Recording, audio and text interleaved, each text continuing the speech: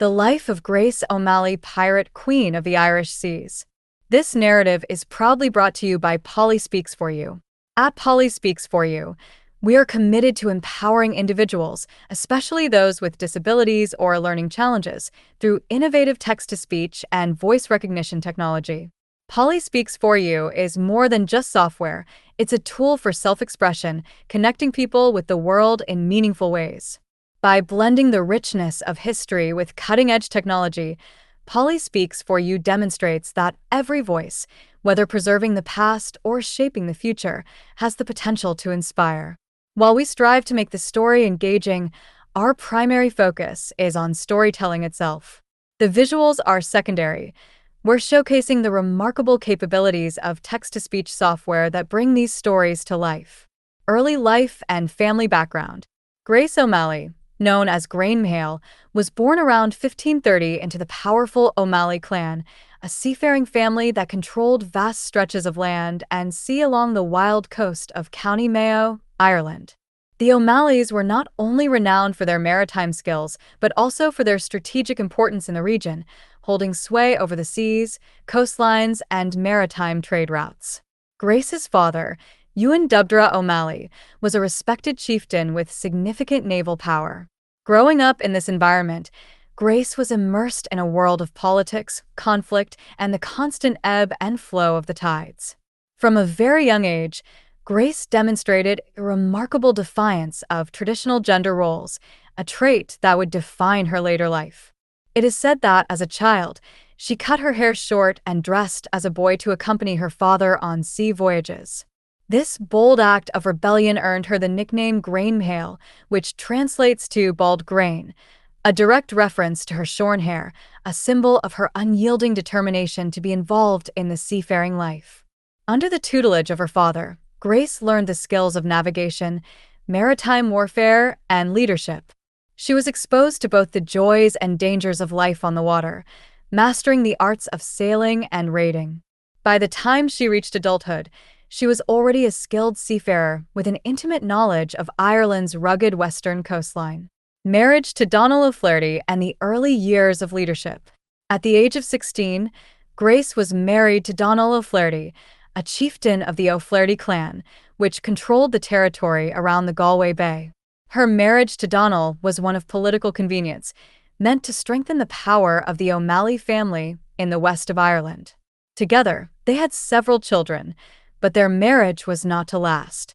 Donald was killed in battle, and Grace was left a widow at a young age. Rather than retreating from public life or remarrying for security, Grace took full control of her late husband's lands and continued the O'Flaherty clan's seafaring traditions. Her ability to maintain power in the turbulent political landscape of 16th-century Ireland marked the beginning of her rise to prominence. Following Donald's death, Grace's actions and leadership mirrored those of her father. She commanded her husband's fleet, which, like her father's, was used to carry out maritime raids. She expanded her influence along Ireland's western coast, particularly around the Galway Bay area.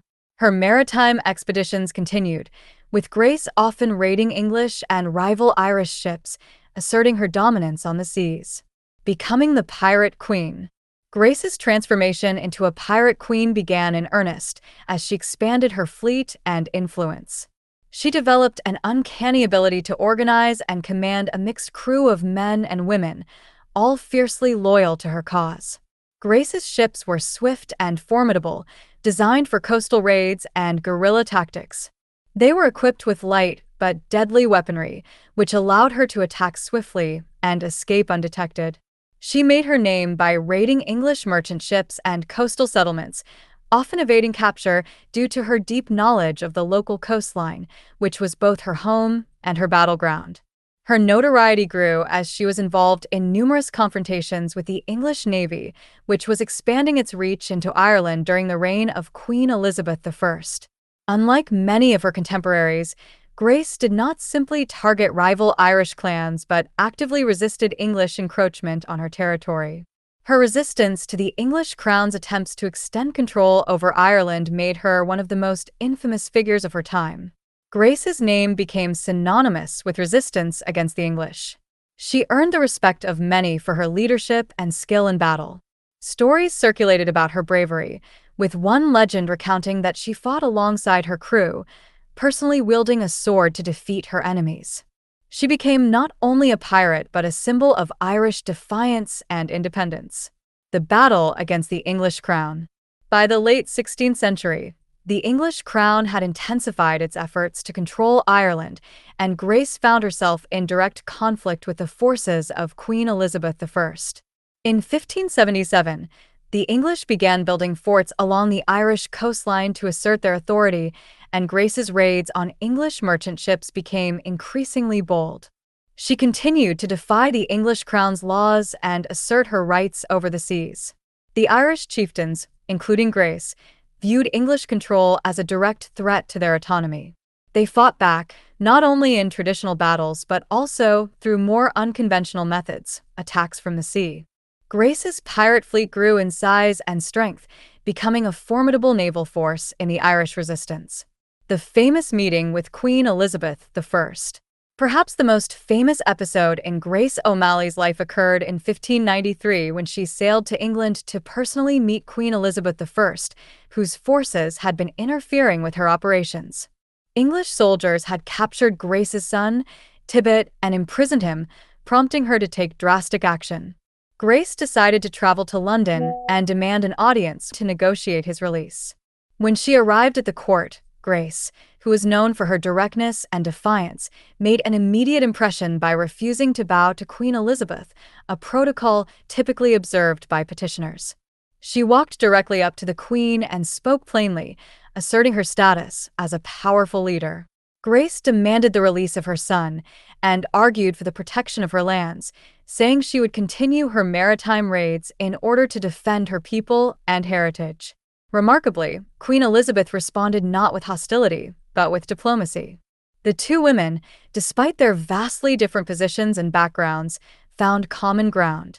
Grace's status as a respected leader in Ireland was recognized, and Elizabeth agreed to release her son and allow her to continue her pirate activities without interference.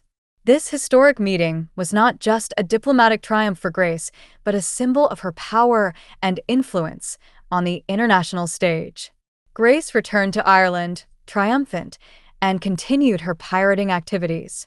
The legacy of Grace O'Malley.